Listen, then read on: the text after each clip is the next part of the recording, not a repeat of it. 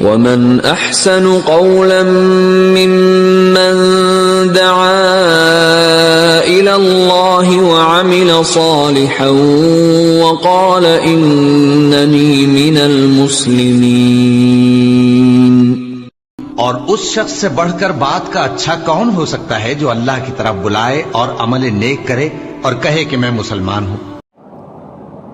بسم اللہ الرحمن الرحیم۔ الحمد للہ رب العالمین والعاقبۃ للمتقین والصلاة والسلام علی النبی الکریم محمد بن عبد اللہ الامین وعلى آلہ الطیبین وأصحابه الطاهرين وعلى من دعا بدعوته وحذا بحذوه إلى يوم الدين، أما بعد، فقد قال الله تبارك وتعالى في القرآن المجيد: اعوذ باللہ من الشیطان الرجیم، بسم اللہ الرحمن الرحیم۔ یسألونک عن الساعة ایان مرساها قل انما علمها عند ربی لا یجلیها لوقتها الا هو ثقلت في السماوات والأرض لا تأتيكم إلا بغتة يسألونك كأنك حفي عنها قل إنما علمها عند الله ولكن أكثر الناس لا يعلمون۔ صدق الله العلي العظيم وصدق رسوله النبي الأمي الكريم ونحن على ذلك لمن الشاهدين والشاكرين والحمد لله رب العالمين۔ اللهم صل على سيدنا محمد وعلى آل سيدنا محمد وبارك وسلم۔ اللهم صل على سيدنا محمد وعلى آل سيدنا محمد وبارك وسلم۔ اللهم صل على سيدنا محمد وعلى آل سيدنا محمد وبارك وسلم۔ بزرگان محترم، سامعین عالی وقار، ادب اور احترام کے لائق معزز حاضرین،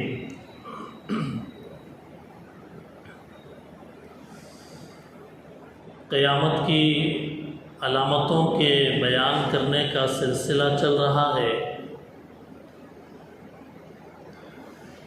چونکہ قیامت کی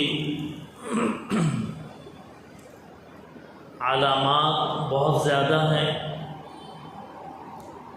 اس لیے ایک ایک علامت کو تفصیل کے ساتھ امت کے سامنے اس لیے بیان کرنا تاکہ آقائے مدنی صلی اللہ علیہ وسلم کے ارشادات کی عملی تصدیق ہوتا ہوا ہم اپنی آنکھوں سے دیکھ سکیں۔ 1400 سال پہلے اللہ کے نبی علیہ السلام نے جو باتیں ارشاد فرمائی ہے قیامت کی علامتوں کے تعلق سے، 1400 سال کے بعد آنے والی امت جب ان علامات کو دیکھے گی اور قرآن اور حدیث کی روشنی میں دنیا کے حالات کا جائزہ لے گی اس وقت کے حالات کا جائزہ لگی تو انہیں یقین ہو جائے گا کہ ہم جس مذہب کے ماننے والے ہیں وہ مذہب بہت سچا مذہب ہے۔ اسی سلسلے میں حضرت مہدی علیہ رضوان کا بھی اس سے تذکرہ آیا، حضرت عیسیٰ علیہ السلام کا بھی تذکرہ آیا، اور اب کانا دجال کا بھی ذکر 2-3 جمعوں سے آپ حضرات تفصیل کے ساتھ سنتے آئے ہیں کہ دجال کی حقیقت کیا ہے، دجال کے نام کا مطلب کیا ہے، کانا دجال کو مسیح کیوں کہا جاتا ہے، دجال کا فتنہ کہ جس فتنے سے ہر نبی نے اپنی امت کو ڈرایا، وہ فتنہ کیا ہے؟ خود اللہ کے نبی علیہ السلام نے یہ بات ارشاد فرمائی کہ آدم علیہ السلام سے لے کر قیامت کے آنے تک جتنے فتنے ہوں گے ان میں سب سے خطرناک عظیم ترین فتنہ دجال کا فتنہ ہوگا۔ دجال کہاں سے ظاہر ہوگا، اس وقت وہ کہاں ہیں، یہ تفصیلات گزشتہ جمعہ آپ حضرات کے سامنے بیان کیا گیا۔ دجال کو اللہ تعالیٰ نے کیسی کیسی قدرتیں، عارضی طاقتیں عطا فرما رکھی ہے، اور دنیا کے اندر جب وہ آئے گا تو زمین و آسمان کے اندر ایک تہلکہ مچا دے گا۔ پہلے سے جو لوگ دجال کو نہیں جانیں گے، جنہیں معلوم نہیں ہوگا پہلے سے کہ دجال کے بارے میں اسلامی ہدایات کیا ہیں، وہ لوگ زیادہ گمراہ ہوں گے، وہ لوگ سیدھے راستے سے ہٹ جائیں گے، اور جن کے علم میں ہوگا کہ دجال کے آنے سے پہلے اس کے بارے میں اس کو دی جانے والی طاقتیں، اس کو دی جانے والی قدرتیں، اس کو کتابوں میں بیان کر دیا گیا، اور جنہوں نے اس کو جان لیا ہوگا، جب وہ آئے گا، اگر زندگی میں، ہماری زندگی میں اگر وہ ظاہر ہوگا تو ہمیں یقین ہوگا کہ بھئی یہ چیز اور یہ بات تو اس کا ذکر قرآن کی فلاں آیت کی تفسیر میں، احادیث کی تشریح کے اندر ہم نے سن رکھی ہے، اور دل سے ایک محبت بھری آواز آئے گی کہ ہمارے نبی صلی اللہ علیہ وسلم نے جو کہا وہ صحیح کہا، جو فرمایا صحیح فرمایا۔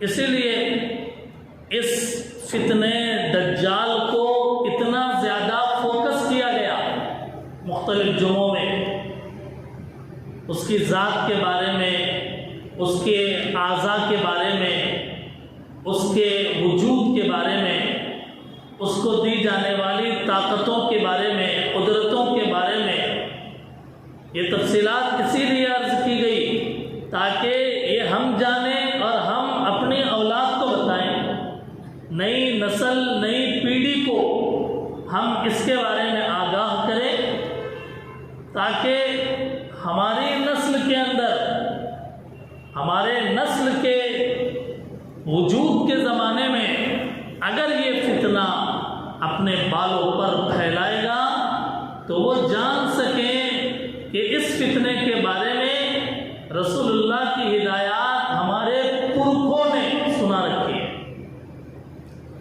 ہمارے بڑوں نے ہم کو بتا رکھا ہے اس فتنے کے بارے میں۔ چنانچہ مسلم کی روایات، بخاری کی روایات، ابو داود کی روایات، مسند احمد کی روایات، ابن ماجہ کی روایات، یہ روایتیں گزشتہ جمعہ آپ حضرات کے سامنے عرض کیے گئے ہیں کہ کیسے اللہ تعالیٰ دجال کو مارنے کی اور زندہ کرنے کی طاقت دیں گے. ایک انسان کو مار دے گا 2 ٹکڑے کر کے، ایک ٹکڑا ادھر ایک ٹکڑا ادھر ڈال دے گا اور پھر آواز دے گا تو وہ دونوں ٹکڑے جڑ جائیں گے اور پھر سے ہنستا مسکراتا نوجوان بن کر وہ مرا ہوا انسان دوبارہ زندہ ہوگا. اندازہ لگائیے، ایسا کر کے وہ اپنے آپ کے بارے میں یہ دعویٰ کرے گا کہ میں خدا ہوں، میں اللہ ہوں. دجال یہ کہے گا میرے پاس دیکھو اتنی طاقتیں اتنی قدرتیں ہیں، میں جس کو چاہے ماروں اور جس کو چاہے زندہ رکھوں. میں آسمان سے کہوں بارش برسا تو بادلوں سے بارش برسنے لگے. میں اگر زمین سے کہوں کہ غلہ اگا اور زمین سے غلہ اگنے لگے. میں جس کو چاہے شفا دے دوں، جس کو چاہے دولت کا انبار دے دوں اور جس کو چاہے میں غریب فقیر محتاج بنا کر رکھ دوں. فتنہ معمولی فتنہ نہیں ہوگا یہ دجال کا.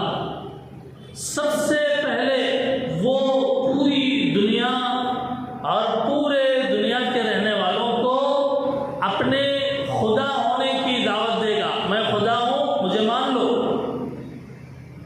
خدائیت اس کا دعویٰ کرے گا وہ، اور اس پر یقین دلانے کے لیے یہ قدرت پاور شو کرے گا. یہ پاور شو کرے گا کہ میں خدا ہوں، دیکھو میرے پاس یہ پاور ہے، یہ پاور ہے، یہ پاور ہے. اور اس کے ذریعے سے جو عورتیں ہیں، جو یہودی ہیں، وہ زیادہ اس کے فتنے میں مبتلا ہوں گے. اور جو بھولے بھالے عوام ہیں مسلمانوں میں بھی، جو کمزور درجے کے ایمان والے ہیں، کمزور درجے کے ایمان والے، ایسے کمزور درجے کے ایمان والے کہ اگر انہیں کسی نے بتایا کہ فلاں مندر میں یا فلاں جگہ، غیروں کی جگہ، فلاں جگہ جا کر اگر ناریل پھوڑ دو تو تمہارا کام بنے گا، تو آج کے زمانے میں ایسے بھی مسلمان ہیں دیہاتوں میں کہ وہ جا کر نہ صرف یہ کہ ناریل پھوڑیں گے، اپنے سر کے بال بھی عورتیں کٹا لیں گی، لوٹے لگائیں گی وہاں.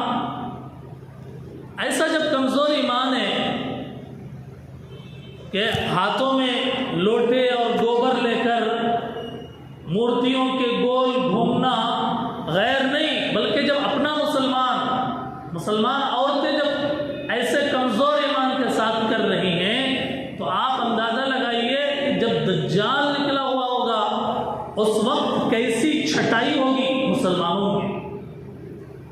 مسلمانوں میں سے کیسے مسلمان چھٹ کے دجال اکبر کے اوپر ایمان لائیں گے، دجال اکبر کے اوپر ایمان لائیں گے اور اس کے خدا ہونے کا کو تسلیم کر لیں گے.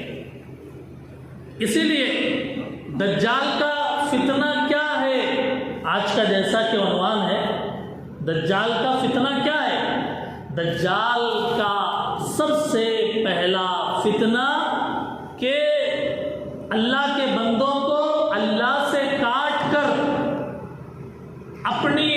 اپنی طرف متوجہ کرنا اور اپنے خدا ہونے پر ایمان لانے کی دعوت دینا. اللہ تعالیٰ کا انکار، لا الہ الا اللہ کا انکار اور پوجا، عبادت، بندگی صرف دجال کی، وہ اس کی دعوت دے گا. دوسرا فتنہ دجال کے دور کا جو دوسرا فتنہ ہے وہ فتنہ ہے مادیت کا فتنہ، مال، دولت، عیش پرستی کا فتنہ.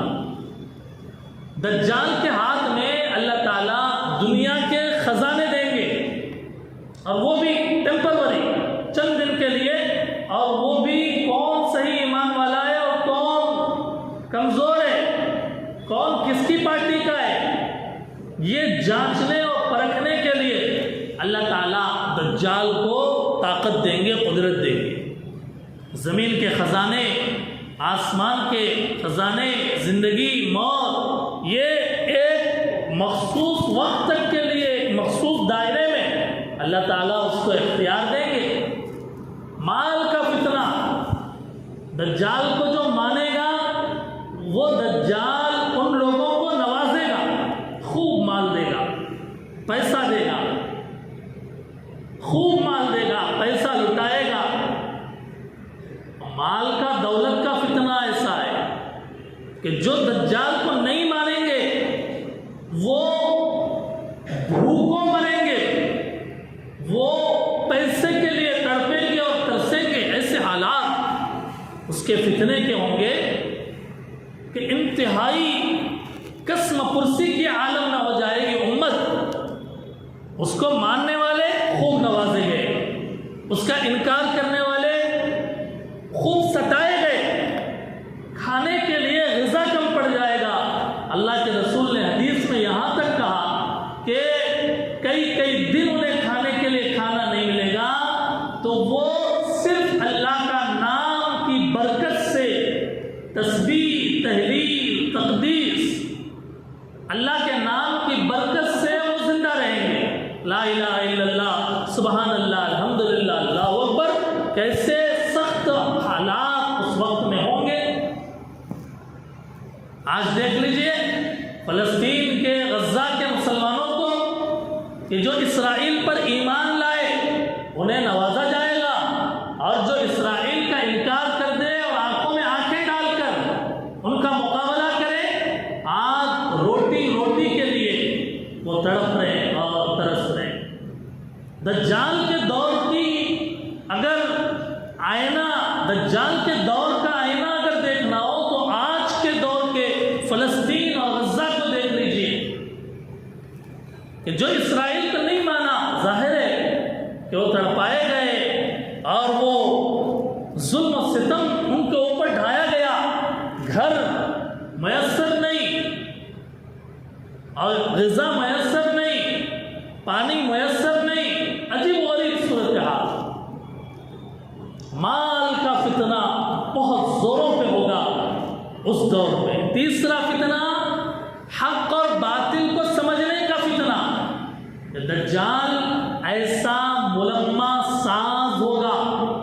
ملمہ ساز کا معنی ایسا باتوں کو بنانے والا، جھوٹ اتنا سچے انداز میں پیش کرے گا، جھوٹی باتیں اتنے سچے انداز میں پیش کرے گا کہ لوگ یقین کرنے لگیں گے کہ بھائی یہ خدا ہے، یہ معبود ہے، یہ ہائی پاور ہے، یہ اس کا مقابلہ نہیں کرنا چاہیے۔ جھوٹ اتنا بنا کر، سنوار کر، گویا سچ کی شکل میں پیش کیا جائے گا کہ لوگ حیران ہو جائیں گے، فرق نہیں کر پائیں گے حق کیا ہے، باطل کیا ہے، سچ کیا ہے، جھوٹ کیا ہے، تمیز کرنا مشکل ہو جائے گا۔ یہ بھی بڑا فتنہ۔ دجال کا فتنہ کیا ہے؟ اللہ تعالیٰ کی ذات پر سے، خدا ہونے کے یقین کے ہٹ جانا، یہ فتنہ۔ مال و دولت ہی سب کچھ ہے، یہ سمجھنا یہ ایک فتنہ۔ حق اور باطل کی تمیز کرنا مشکل ہو جائے، یہ ایک فتنہ ہے۔ اسی لیے دجالی دور میں لوگوں کو ایمان سے محروم کرنے کی کوشش کی جائے گی۔ لوگوں کے اوپر مال کی آزمائشیں آئیں گی، لوگوں کے اوپر علم کی آزمائشیں آئیں گی، لوگوں کے اوپر اقتدار کی آزمائشیں آئیں گی۔ بہت اچھی طرح آپ سمجھیے اس مسئلے کو اور اس بات کو کہ حدیث کی کتابوں میں یہ کہا گیا کہ اگر آپ کو دجال کے فتنے سے بچنا ہے تو ہر جمعہ سورہ کہف کی تلاوت کرو. سب کو معلوم ہے، سبھی جانتے ہیں کہ بھائی جمعے کے دن سورہ کہف پڑھنا چاہیے، ہر ایک کو معلوم ہے. اور بہت سو کو یہ بھی معلوم ہے کہ دجالی فتنے سے بچنے کے لیے ہر جمعہ سورہ کہف کی ابتدائی 10 آیتیں اور آخر کی 10 آیتیں پڑھنا ہے، حفظ کرنا ہے، تو اس سے حفاظت ہوگی. کیا کنیکشن ہے سورہ کہف میں اور فتنہ دجال میں؟ کیا کنیکشن ہے؟ کیا ہے سورہ کہف کے اندر؟ سورہ کہف کا میٹر کیا ہے؟ سورہ کہف کا مضمون کیا ہے؟ سورہ کہف تقریباً آدھے پارے سے کچھ زیادہ پر مشتمل سورت ہے. پارے 15 کی سورت ہے. اس آدھے پارے کی تفسیر 5 منٹ میں نہیں بیان کی جا سکتی. اس کے لیے آپ کو پڑھنا پڑے گا سورہ کہف، یا اس کی تفسیر سننی پڑے گی آپ کو سورہ کہف. الفاظ پڑھیں گے ہر جمعہ تو کافی نہیں ہوگا، سمجھ میں نہیں آئے گا. ترجمہ پڑھیں گے تو بھی سینہ ابھی نہیں کھلے گا جب تک کہ اس کی ایک ایک آیت کی تفسیر مستند تفاسیر کے مجموعے سے نکال کر جب تک دیکھی نہیں جائے گی، اس وقت تک آپ کو وہ گہرا کنیکشن کہ فتنہ دجال کے مقابلے میں سورہ کہف کیوں، یہ ٹکر کیوں. خلاصہ 2-4 منٹ میں اگر میں اس کو سمیٹ کر اس کے عطر کو ایک نچوڑ اگر پیش کرنا چاہوں تو چند الفاظ میں یہ بات کہی جا سکتی ہے کہ سورہ کہف میں تقریباً 4 واقعات بڑے بیان کیے گئے. کتنے واقعات؟ 4 واقعات. پہلا واقعہ نوجوانوں کا مشرک کافر بادشاہ جو نوجوانوں کو شرک میں مبتلا کرنا چاہتا تھا. نوجوانوں نے ٹھان لیا ایک اللہ کو ماننا ہے، شرک نہیں کرنا ہے. اس کے لیے انہوں نے اپنے آپ کو ایک غار کے اندر چھپا لیا، اور غار ہی کو عربی میں کہف کہتے ہیں. یہ ایک واقعہ کہ جن نوجوانوں نے اپنے ایمان کو بچانے کے لیے وقت کے بادشاہ کا مقابلہ کر کے اپنے آپ کو غاروں میں چھپا لیا، پہاڑوں میں چھپا لیا، حتیٰ کہ وہ بادشاہ کا دور گزر گیا. بعد میں وہ نوجوان کراماتی طور پہ باہر آئے. اب وہ واقعہ کیا ہے؟ بہت تفصیلی. ایمان کو بچانے کے سلسلے میں نوجوانوں کا یہ ایک واقعہ. دوسرا واقعہ 2 آدمیوں کا جن میں سے ایک کو اللہ نے باغیچے عطا فرمائے، جن کو اللہ تعالیٰ نے مال عطا فرمایا، جن میں سے ایک کو اللہ تعالیٰ نے جانوروں کے خزانے عطا کر دیے. اور وہ اپنے باغ میں جب داخل ہو رہا تھا، مالدار جب داخل ہو رہا تھا تو یہ کہہ رہا تھا کہ دیکھا تم نے، اپنے غریب ساتھی سے کہہ رہا تھا، دیکھا تم نے یہ جتنا مال دولت، یہ مال، یہ عیش، یہ سب دنیا میری اپنی ہے، میں نے کمایا، میں نے جمایا. اپنے دنیا پہ غرور، گھمنڈ، تکبر. اس واقعے کے اندر نتیجہ کیا ہوا؟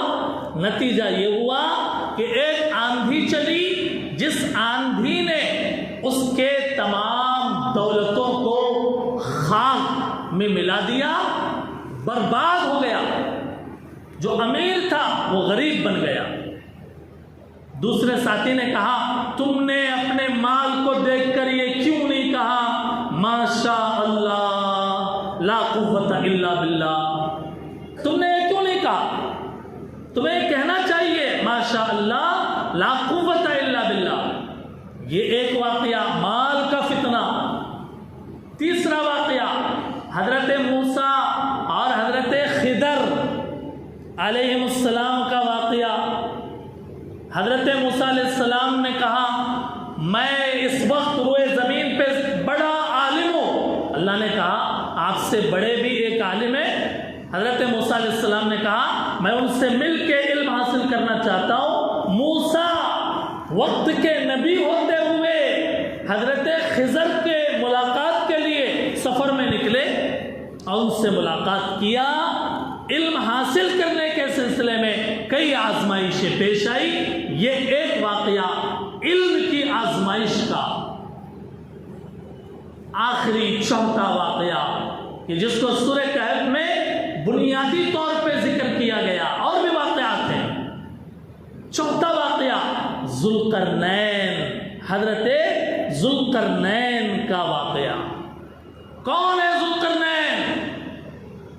وقت کے پوری دنیا کے تنے تنہا سپر پاور انسان تھے ذوالقرنین۔ پوری دنیا کے ہر تمام کنٹریز کے، مشرق کے مغرب کے، ہر طرف کے تنے تنہا حاکم مطلق تھے ذوالقرنین۔ بادشاہ تھے، ایک ملک کے نہیں۔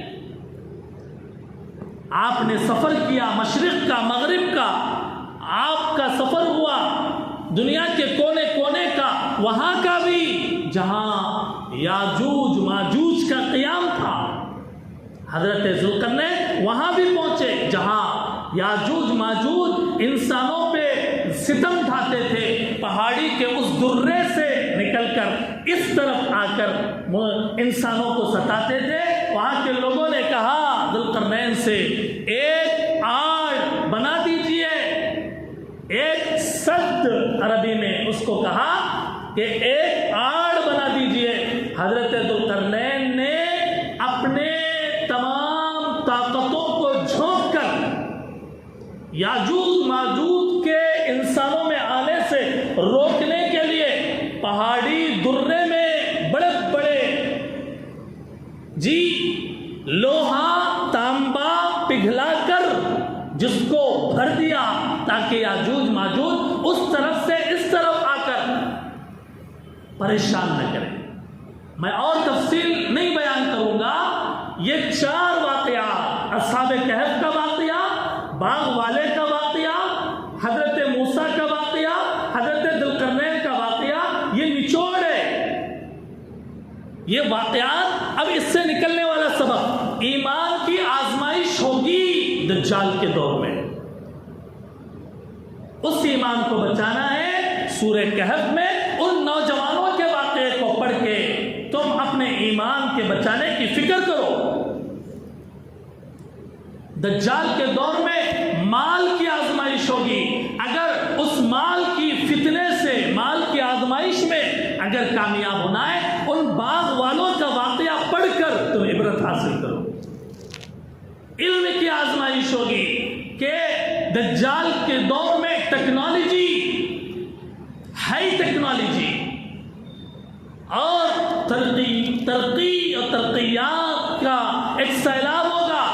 حضرت موسیٰ، حضرت خضر علیہ السلام کے واقعے سے عبرت حاصل کرو اور یاد رکھو ذوالقرنین کا واقعہ سورہ کہف کے اخیر میں بیان کر کے اللہ نے کہا یاد رکھو دنیا کا کوئی بڑا، بلکہ پوری دنیا کا بھی اگر کوئی بادشاہ ہو جائے ذوالقرنین کی طرح، لیکن اس ذوالقرنین کا سر بھی اللہ کے سجدے کے اندر ہے۔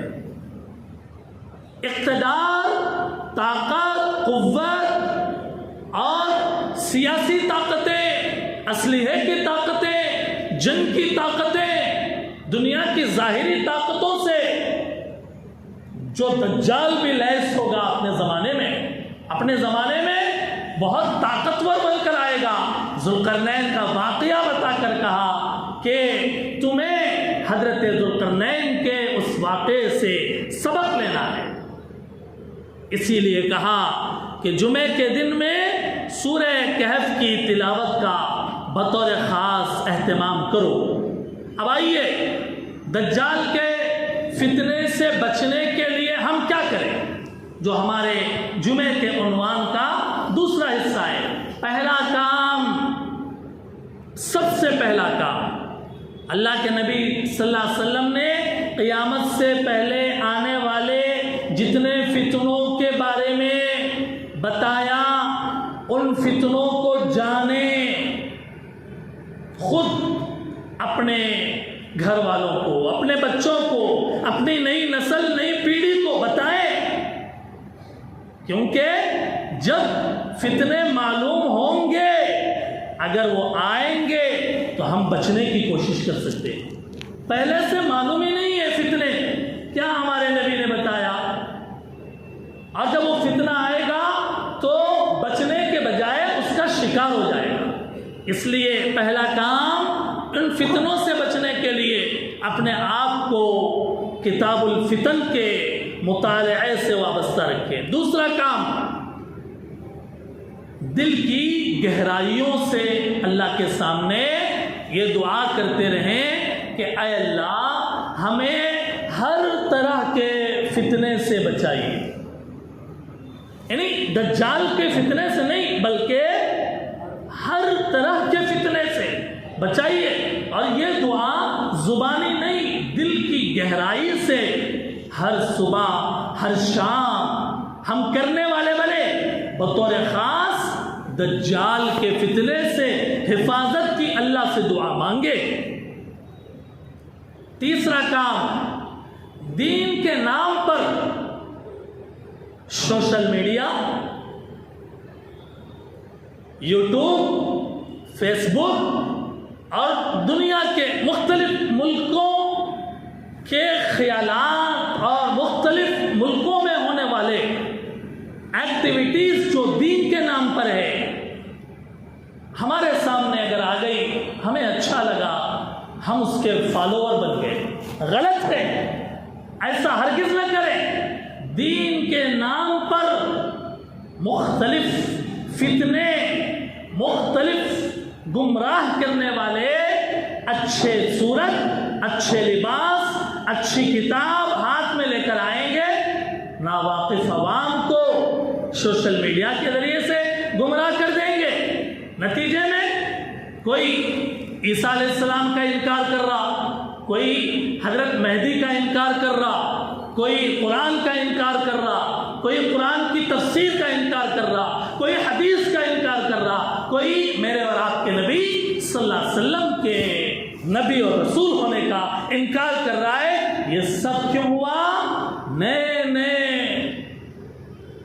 اسکالرز، نئے دنیا کے اندر ہونے والے مختلف دین کے نام پر جو کام ہو رہے ہیں، ہمارا نوجوان، ہمارا مسلمان تحقیق کے بغیر اس کو فالو کر رہا ہے، ہزاروں مہینوں سے اس کے بیانات سن رہا ہے، حالانکہ وہ کب کون سا زہر کا، بے ایمانی کا، بے دینی کا گھونٹ ہمیں پلا رہا ہے، ہمیں اندازہ ہی نہیں.